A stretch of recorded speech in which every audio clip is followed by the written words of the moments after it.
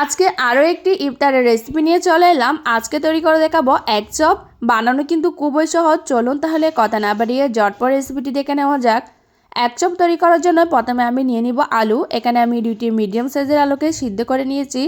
এখন আলুগুলোকে একটা গ্রেটারের সাহায্যে গ্রেট করে নিব। তবে আপনারা চাইলে এগুলোকে ম্যাশ করে নিতে পারেন, কিন্তু খেয়াল রাখবেন আলুতে যেন কোনো ধরনের বড় টুকরা না থাকে। আলুগুলো গ্রেট করা হয়ে গেলে এখন এখানে দিয়ে দিচ্ছি 2 টেবিল চামচের মতো পেঁয়াজ কুচি। পেঁয়াজ বেরেস্তা দিয়ে দিচ্ছি 2 টেবিল চামচ।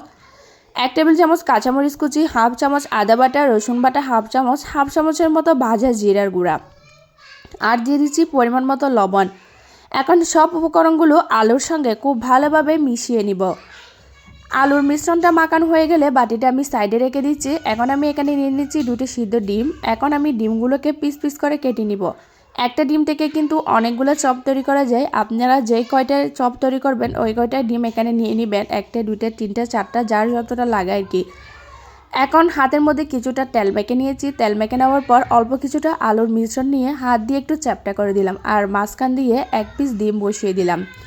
দেন আরও কিছুটা আলুর মিশ্রণ নিয়ে ডিমের উপরে দিয়ে দিলাম, আর দুনো সাইডটা ধরে একটু চেপে চেপে মুখটা বন্ধ করে দিলাম। খুব ভালোভাবে কিন্তু মুখটা বন্ধ করে দিতে হবে, নাহলে ডিমটা বেরিয়ে আসতে পারে। এই যে একটা কাবাবের মতো শেপ দিয়ে দিলাম। একইভাবে আমি সবগুলোকে বানিয়ে নিলাম।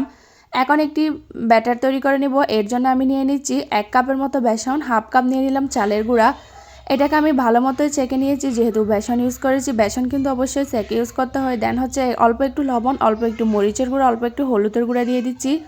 প্রথমে শুকনো উপকরণগুলো একটু মিশিয়ে নিয়েছি। দেন অল্প অল্প নর্মাল পানি দিয়ে একটা ডো তৈরি করে নিলাম। এই যে দেখতে পাচ্ছেন, খুব বেশি পাতলাও না আবার খুব বেশি ঘনও না। এখন একটা একটা চপ এখানে দিয়ে খুব ভালোভাবে এটাকে বেসনের ব্যাটারের মধ্যে কুটিং করে নিব। চুলায় আমি আগে থেকে তেল গরম করে রেখেছিলাম। হালকা গরম তেলের মধ্যে কিন্তু এই চপগুলো ভাজতে হবে। বেশি গরম তেলের মধ্যে কিন্তু চপগুলো ভাজা যাবে না, তা না হলে উপর দিকে পুড়ে যাবে আর ভিতরে কাঁচা থেকে যাবে। হালকা গরম তেলে মাঝারি আঁচে চপগুলোকে উল্টে পাল্টে ভেজে নিতে হবে। সুন্দর একটা কালার চলে আসলে এগুলোকে তেল ঝরিয়ে উঠিয়ে নিতে হবে। এই যে আমার চপগুলো কিন্তু এখন একদমই রেডি। মাশাআল্লাহ, খুব সুন্দর একটা কালার চলে এসেছে। দেখলেনই তো কত সহজে তৈরি হয়ে গেল মজাদার এই ডিমের চপটি। এটা তৈরি করা যেমন সহজ, খেতেও কিন্তু অনেক বেশি মজাদার। একদম কম সময়ে কিন্তু এই ডিমের চপটি তৈরি করা যায়। ইফতারের জন্য একটা বেস্ট রেসিপি হতে পারে এটা।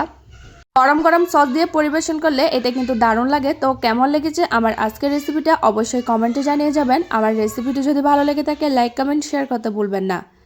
এরকম আরও সহজ আর নতুন মজাদার রেসিপি পেতে আমার সাথেই থাকবেন। সবাই অনেক বেশি ভালো থাকবেন, সুস্থ থাকবেন। আজকের মতো এখানেই বিদায় নিচ্ছি। আল্লাহ হাফেজ।